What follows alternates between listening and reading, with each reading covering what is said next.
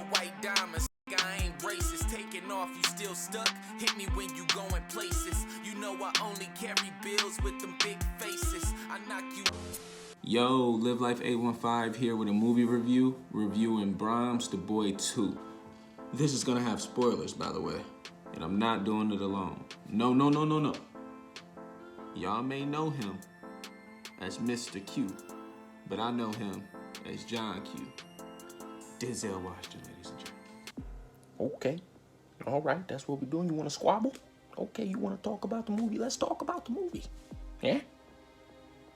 I went to go see Brahms, The Boy 2. I mean, what do they want me to say? They want me to lie? I did not like the movie. The movie was garbage. And to my knowledge, if it would have been a sequel, it should have been a prequel. I mean, I'm sorry, but I don't think you understand what I'm talking about here. At the end of the first movie, there was a grown man, and he came out of the walls. The reason why I find that so hard to believe is because in the second one, they went full paranormal with the doll. Brahms is an evil spirit. I'm just disappointed, yeah? I can't stand to talk about the movie any longer. And believe it or not, it is with the heaviest of hearts that I'm gonna have to pass it back to Live Life 815. Yo, what up, Live Life family? Yesterday I got the chance to go see a movie that I really wasn't anticipating at all, and that is Brahms, The Boy 2. Brahms, The Boy 2 stars Katie Holmes as Liza. I'm probably gonna butcher this guy's name. His name is Owain Yeoman. He plays Sean, and they're accompanied by a newcomer, Christopher Convery, and he plays Jude. Fun fact, Christopher Convery plays young Billy on Stranger Things, so it's good to see him be able to grab the spotlight and, play a lead role in a movie.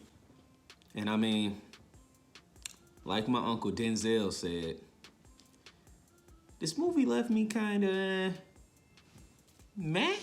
Okay, so I must admit, the first 15 minutes of this movie, it grabbed my attention. And not too long after that, around the 20-25 minute mark, we get full-on confirmation that the creators of this movie could care less about what happened in the first movie. I mean, it's pretty apparent that they made their own movie, and then throughout the process of making that movie, they were like, well, hey, we gotta make it make sense some kind of way, no matter how dumb it is. Okay, let's get back to it. So anyways, the movie starts off with Jude and Liza at home alone. They have a little fun conversation because Jude plays jokes on her, pranks on her, and she always falls for them. So unfortunately, on this same night, when she puts Jude to bed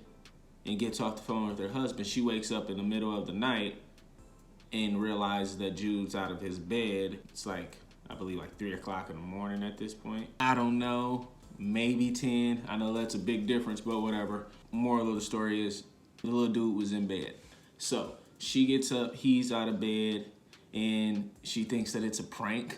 So she walks down the stairs, and as she's walking down the stairs, you see the silhouette and the shadow of a big guy. He's the guy that broke in, right? Hands down, scarier than anything Brahms did in this entire movie. So anyway, the mom gets attacked. She gets hit over the head with a blunt object. Jude goes mute over the situation because he's so traumatized. Liza keeps having these nightmares. There is literally like 8 dream sequences in this movie. By the 4th one, I thought I was dreaming. That alone made the movie kind of hard to tell, like, is Liza just going crazy or is this actually happening? I don't know if that's the direction it was going in. Maybe if they would have leaned more towards that, maybe would have been a little bit more successful. But anyway, Jude's mute. She keeps having nightmares. Her and her husband and Jude move out to like the middle of nowhere. And this is exactly where you can tell that they could care less about what happened in the first movie. The doll apparently calls out to Jude and Jude finds the doll buried in the woods. I mean, no offense, at this point, he too old to be playing with dolls. There was a lot of decisions in this movie that made me question why I was there watching it. First of all, have you seen this doll? The doll looked creepy. And then when he found it, it was dirty and cracked. My logical thinking is, whoever buried that doll probably buried it for a reason, buddy. So anyway, the dad's like, you wanna keep it, buddy? The mom's like, yeah, we're just gonna have to clean it up. And then they meet some creepy guy named Joseph. Joseph is just there for plot convenience. He's there literally to make sure the first one makes sense, or what they try to make sense out of it. So throughout the whole movie, Joseph is giving like stalker vibes, and he's a little bit on the creepy side, but you don't know if he's crazy because he just knows the doll is alive and he's trying to stop it, or if this dude is an actual nutcase, you know? Turns out it's the latter. So anyway, really the only thing that happens throughout the whole movie is Lisa keeps having nightmares. She keeps noticing Brahms moving and doing stuff that a doll would never do. And she keeps brushing it off like it's normal. Again, making me question why I'm in the theater. So eventually, the straw that broke the camel's back was her finding a notebook that Jude had drawn in, and it showed him killing his parents and standing over them with a shotgun. Yeah, that's what it took for you to take this seriously. So turns out Brahms wants to merge his soul with Jude so he can leave the compound and he can have a body to inhabit. So yeah, remember when I told you Joseph was just there to move the plot along? Turns out at the end of the first movie was Joseph, because the doll called out to him.